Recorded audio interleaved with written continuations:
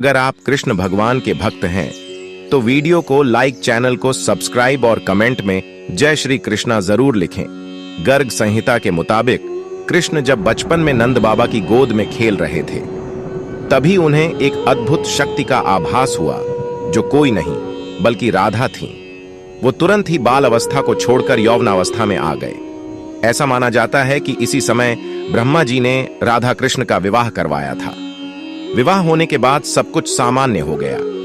विवाह के बाद ही ब्रह्मा जी और राधा जी भी अंतर्ध्यान हो गए और कृष्ण भी अपनी बाल अवस्था में वापस आ गए। पुराणों के अनुसार जब कृष्ण जी वृंदावन छोड़कर जा रहे थे तब उन्होंने राधा से वादा किया था कि वे लौट कर आएंगे, लेकिन उनकी मुलाकात रुक्मणी से हुई जो मन ही मन उन्हें अपना पति मान चुकी थी। जब रुक्मणी का विवाह किसी दूसरे से कराया जा रहा था तब कृष्ण जी वहां पहुंच गए और उनसे शादी कर ली।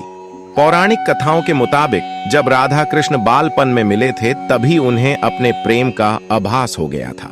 राधा कृष्ण से उम्र में 11 महीने बड़ी थी और दोनों का प्रेम आध्यात्मिक था, इसलिए वह कभी शादी के बंधन में नहीं बंधे।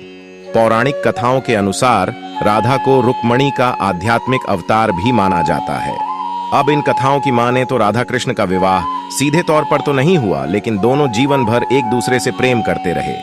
ब्रह्मावैवर्त पुराण के अनुसार ही राधा का विवाह यशोदा के भाई रायान गोपा से हो गई थी और राधा रिश्ते में कृष्ण की मामी लगने लगी थी, इसलिए भी उन्होंने शादी नहीं की थी। ऐसा भी कहा जाता है कि राधा ने अपना घर छोड़ दिया था और एक परछाई अपने घर पर छोड़ी थी, उसी से गोपा की शादी की गई थी। कृष्ण जी ने रुक्मणी से विवाह इसलिए भी किया क्योंकि वे जानते थे कि रुक्मणी ही राधा है। दरअसल राधा का ही एक स्वरूप रुक्मणी का था।